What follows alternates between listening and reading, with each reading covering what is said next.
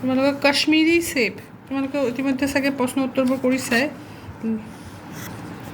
ইয়াৰে ইম্পৰ্টেঞ্চ চোৱা প্ৰেমচন্দ লেখকজনৰ নাম হ'ল প্ৰেমচন্দ তেখেত হিন্দী উপন্যাস বা হিন্দী সাহিত্যত বৰ নাম तेखत उपन्यासर नाम मन रखिबा प्रेमचंद हिंदी के कहानीकारों में सबसे लोकप्रिय कहानीकार है। इनकी कहानियों में महत्वपूर्ण संदेश छिपे होते हैं। इनका जन्म 1880 ईंग में काशी के निकट लम्ही गांव में हुआ था। उनका असली नाम धनपत राय था। प्रेमचंद ने लगभग 300 कहानियों और 14 उपन्यासों की रचना की। तेखतर उपन्यास सेवा सदन, प्रेमाश्रम, रंगभूमि, कायाकल्प, निर्मला, गबन, कर्मभूमि, गोदान। कहानियाँ बूढ़ी काकी, परीक्षा, सवा सेर गेहूँ, शतरंज के खिलाड़ी, कजाकी, पूस की रात, ठाकुर का कुआ, ईदगाह, कफन। यारे जिकोनो तीनटा তিনিটাকে মুখস্থ কৰিবা তোমালোকে এইবিলাকতো কৰি চাগে ইম্পৰ্টেণ্ট বস্তু মই কৈ আছোঁ এইকেইটা सुबह शाम, अमीर गरीब, पश्चिम पूरब, हानि नुकसान, आशा निराशा। ইয়াতে চাবা संज्ञा তোমালোকেতো নাউন শুনিছা পাৰ্টছ অফ স্পীচ বা পদ জানাই নাউন বিশেষ্য হিন্দীত নাউনক কি বুলি কয় संज्ञा। এতিয়া संज्ञा किसे कहते हैं? जिन शब्दों से किसी वस्तु, प्राणी, अवस्था, जगह आदि के नाम का बोध हो उसे संज्ञा कहते हैं। मनत रखिबा। और संज्ञा कितने प्रकार के हैं? 3 प्रकार के हैं। व्यक्तिवाचक संज्ञा, जातिवाचक संज्ञा, भाववाचक संज्ञा। तो सिंपली तुम्हारे कौ व्यक्तिवाचक संज्ञा तुम्हारे पढ़िसा न प्रपार नाउन, कमन नाउन সেইটো বস্তু এইটো আৰু এবষ্ট্ৰেক্ট নাউন। এতিয়া চোৱা মই যদি কওঁ ইয় কলম হে তো কলম বুলি কোৱাৰ লগে লগে যদি মই কলম বুলি কওঁ তোমালোক কলম ক'লে গোটেই জাতিটোকে বুজাবলৈ নাই। সিম্পলি মই এইটো কথা কৈছোঁ তোমালোকে বুজি লোৱা বস্তুটো যে কলম বুলি কোৱাৰ লগে লগে গোটেই জাতিটোকে যিকোনো কলম হ'ব পাৰে তোমাৰ কলমটো হ'ব পাৰে মোৰ কলমটো হ'ব পাৰে আৰু পৃথিৱীত যিমান কলম সেইটো বুজাইছে। এতিয়া ক্লাছত যদি মই কওঁ যে মোৰ যে নীলা কলম কোৱাৰ লগে লগে মোৰ হাতত থকা কলমটোহে বুজাব তেতিয়া এইটো ব্যক্তিবাচক হৈ গ'ল প্ৰপাৰ নাউন হৈ গ'ল। চোৱা किंतु कलम बोली कहते हैं पेन कलम कहने से क्या होता है वो जातिवाचक हो जाता है।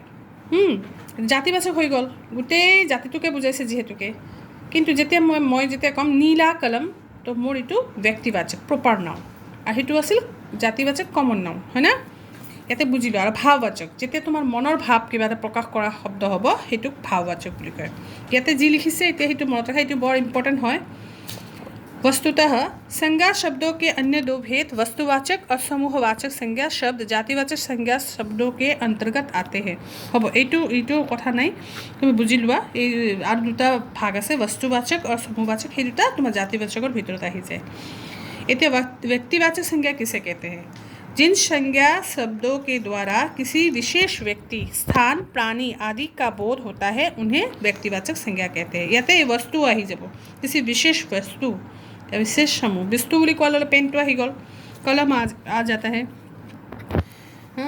जैसे जवाहरलाल नेहरू भारत के प्रथम प्रधानमंत्री। ये जवाहरलाल नेहरू कहते तुम्हारे बेलेग कारोबार कथा भाविसा नेকি?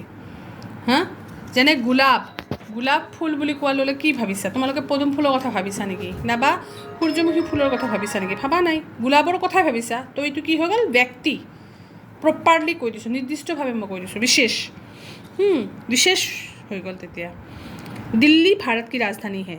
दिल्ली को दिल्लीर कथाहे भाविसा तुम्हारे गुवाहाटी बा बिहार बा वेस्ट बेंगल এইবিলাক भाबा নাই डायरेक्टली कि भाविसा दिल्ली तो ये कि हल व्यक्तिवाचक संज्ञा। एबार आहिल जातिवाचक संज्ञा मैं কৈ দিছিলোঁ তোমালোকক জাতিটো গোটেই জাতিটোকে বুজাইছে যেনেকুৱা जिन संज्ञा शब्दों से किसी प्राणी वस्तु आदि की पूरी जाति का बोध होता है उन्हें जातिवाचक संज्ञा कहते हैं। যেনেকৈ গাই বুলি ক'লে প্ৰত্যেকটো গাই के बुझाबो पृथ्वी है ना। गाय उपकारी जानवर है। पुस्तक से हमें ज्ञान प्राप्त होता है।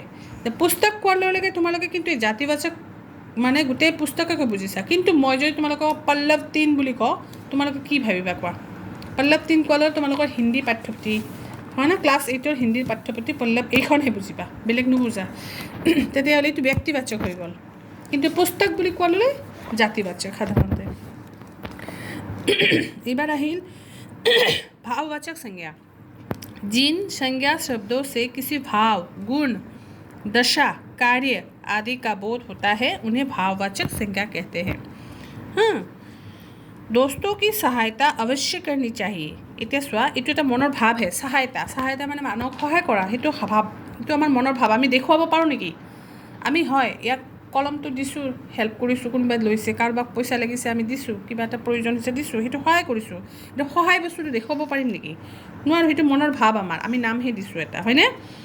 সুন্দৰতা, ফুলवाड़ी की सुंदरता मन मोह लेती है। सुंदरताটো এটা भाववाचक संज्ञा। बुझी पाइছা? इतना अब निम्नलिखित गद्यांश को ध्यान से पढ़ो और उसमें से संज्ञाएं छाट कर दी गई तालिका में लिखो। ইয়াতে এইখিনি গোটেই পঢ়িবা। ইয়াতে যোনটো ব্যক্তিবাচক সংজ্ঞা ইয়াতে লিখিবা, জাতিবাচক সংজ্ঞা ইয়াতে লিখিবা, আৰু ভাৱবাচক তোমালোকে সেইটো কৰিলে গম পাবা কোনটো কি। এইটো কিন্তু ইম্পৰ্টেণ্ট হয়। रामू का गांव गंगा नदी के किनारे था। एक दिन रामू शहर से अपने गांव लौट रहा था। रास्ते में उसे जोरों की भूख और प्यास लगी। कुछ दूरी पर उसे एक बड़ा सा पेड़ दिखाई दिया। पेड़ के नीचे लोगों की भीड़ लगी थी। एक आदमी पके पके आम बेच रहा था। आम की मिठास से रामू की भूख तेज हो गई। उसके पास कुछ सिक्के थे। उसने 2 बड़े आम खरीदकर खाए। उसने पास ही में रखे पीतल के घड़े से पानी लेकर पिया और चल पड़ा। হ'ব, প্ৰথমতে কি কৰিবা? আণ্ডাৰলাইন কৰি যাবা। প্ৰথমে ব্যক্তিবাচক সংজ্ঞাকেইটা চাই ল'লা, কোনটো কোনটো হ'ব, সেইকেইটা লিখি ল'বা। তাৰপিছত চাবা জাতিবাচক সংজ্ঞা, তাৰপিছত ভাৱবাচক সংজ্ঞা। হ'ব, এতিয়া এইখিনি কৰাচোন তোমালোকে। তাৰপিছত ইয়াৰ বাহিৰেও আছে, আৰু আজি এইখিনিয়ে দিলোঁ।